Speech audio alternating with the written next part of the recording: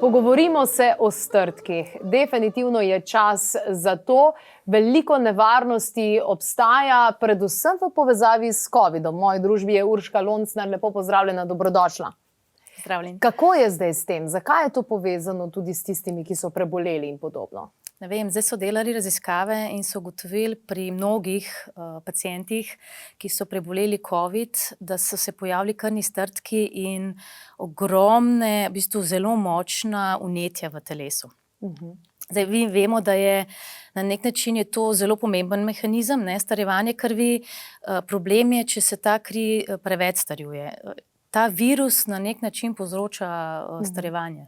Zdaj, za vse tiste, ki še ne veste, dragi gledalci in gledalke, posneli smo predavanje o tem, kaj lahko naredimo preboleli, v smislu prehrane in vsega ostalega. In tam vem, da je doktor Urška Videmšek, da je razložila, da mi imamo v telesu bitko in mrtvi so na eni in na drugi strani in da je to treba dati ven z telesa, ker če to ne damo ven z telesa, se lahko začnejo pojavljati take in drugačne zadeve. A so torej strdki tudi eni izmed teh? Ja, absolutno. Zato, ker COVID povzroča vnetja v telesu. V bistvu vsaka bolezen povzroča vnetja v telesu. Mi imamo pa že tako zaradi našega življenjskega sloga blazno zakisana telesa, kar pomeni, da je pH tekočin nižji od 7 in je kislo stanje v telesu. Kadar imamo kislo stanje v telesu, je kri bolj gosta, manj je pretoka kisika in hranil, bolj se v bistvu nabirajo toksini in odpadne snovi. Tudi seveda, in potem te krvni strdki, tudi če so, če bi bile žile recimo čiste, bi lahko potovali normalno, tako se pa nekje zataknejo. Torej, pH je dejansko povezan s temi strdki in tem, kar se dogaja. Prenizek pH je pa seveda vpliva na življenjski slog. Zato so recimo ljudje, ki imajo previsoko telesno težo, recimo te, ki imajo kronične vnetne zdravstvene težave, diabetes, kardiovaskularne težave, tudi nosečnice, starejši recimo od 60 let, so ta rizična skupina. Dejansko pa, če bi izmerili si pH s temi lističi, ki imaš ti, tukaj bi ugotovili, da večina ljudi, odraslih, je zakisanih. Jaz veliko delam s tem in do zdaj še nisem imela stranke, ki ne bi bila zakisana. Torej, to je ena taka osnova. Dobro, tele lističe, do njih lahko pridete tudi brezplačno, dragi gledalci in gledalke, ampak greva zdaj na rešitve. Te ljudje, ki so preboleli, pa se bojijo, da bi imeli strdke, oziroma tisti, ki vejo, da imajo strdke, so nagnjeni k tem, oziroma imajo v družinski anamnezi, kaj lahko storijo? Zdaj tako, treba je razkisati telo, samo pametno, ne na juriš, ker se potem, kadar začnemo spreminjati prehrano, se sprosti še več teh kislin iz telesa. Treba je dvigniti pH. Če pogledamo recimo samo prehrano, za strdke zdravniki dajo ponavadi aspirin, ki reči kri. Obstajajo pa tudi naravne snovi v živilih, ki se jim reče salicilati.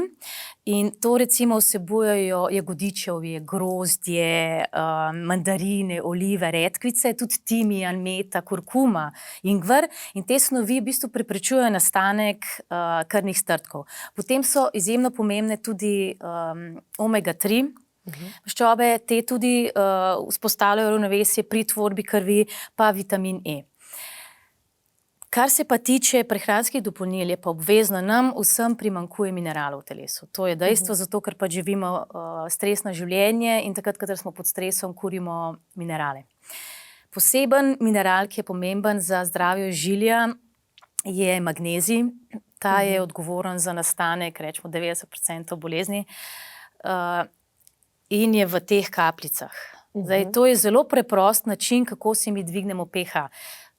Osnova je sprememba seveda prehrane, ki ne sme biti več kislotvorna, ampak alkalnotvorna. To je pa večina sadja, zelenjave, žitaric brez glutena, semena, zelena živila, predvsem zelena listnata zelenjava, zelena zelenjava nasploh.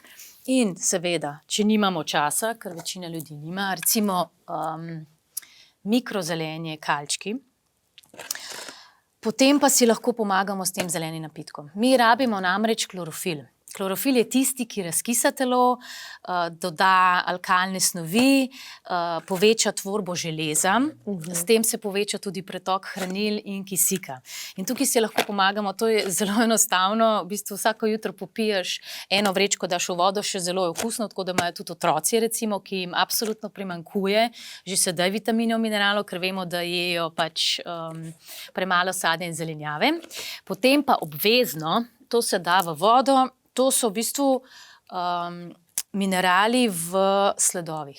Te so izjemno pomembni za tvorbo vseh vitaminov v telesu. Odlično. Ja. Pri teh dveh boste zraven torej dobili tudi brezplačne pH lističe. Torej, pH lističi lahko merite iz sline ali pa iz urina. Iz sline je nekako lažje, no, se boste sami ugotovili kako. In izzivam vas, da naredite test.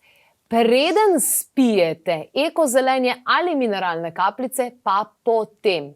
To bo taka razlika, da vas bo kap. In, no, upam, da ne.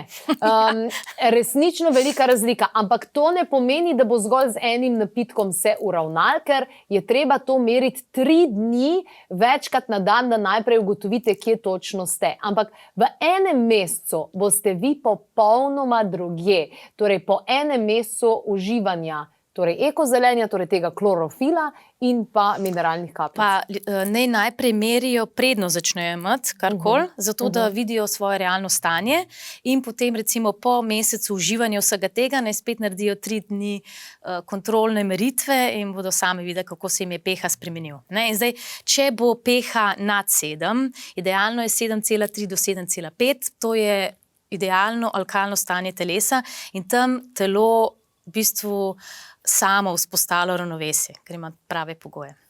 To so tisti pravi pogoji. To so tisti pravi pogoji za zdravje. Vse, kar je pod 7, je idealno kislo okolje za nastanek bolezni.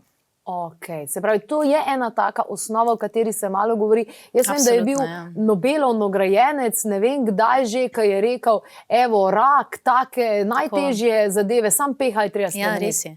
In samo alkalno telo je zdravo telo. Druge ni. Naše telo pač potrebuje alkalno okolje, rak pa nastaja v kislem okolju. Torej, tale klorofil, ko bomo uživali, torej ekozelenje, pa te mineralne kapljice, danes govoriva o strtkih, da se strtki dejansko ne bojo delali. A bojo tudi kakšni drugi pozitivni stranski učinki ali pa negativni? Zdaj, ne, negativnih ne, absolutno. Zdaj morajo se ljudje recimo pripraviti na to, da jim bo, lahko da se jim na začetku stanje malo poslabša, glede na odvisno, kakšnem stanju so v začetnem. Če imaš ogromno toksinov v telesu, odpadnih snovi, je treba začeti počasi razstrupljati telo, ker bo v bistvu zelo obremenilo vse notranje organe, tako da začeti počasi, potem pa lahko recimo tudi povečaš doze. To lahko samo pričakujejo začasno, poslabšane začetku, potem pa ogromne količine energije, naravne količine, brez kakšnih poživil, super počutje, dobra prebava, jasna glava. Fantastično. Verjetno tudi na koži pa tak. Absolutno, koža se čisti.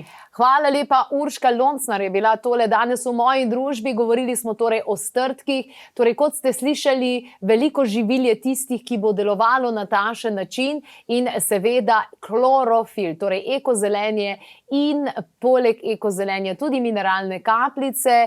Zraven pa dobite brezplačno, torej tudi pH lističe, da boste lahko spremljali vso to zadevo, da boste lahko videli svoj napredek, kajti na koncu koncev vas bo to tudi motiviralo k vsem ostalim spremembam. Še več informacij na klepet@kavi.si, sicer pa pokličete 02 6230, na spletni strani pa za vas še ena brezplačna zadeva in to je priročnik razkisanje in alkalizacija, kjer so zraven tudi recepti, ki jim lahko sledite.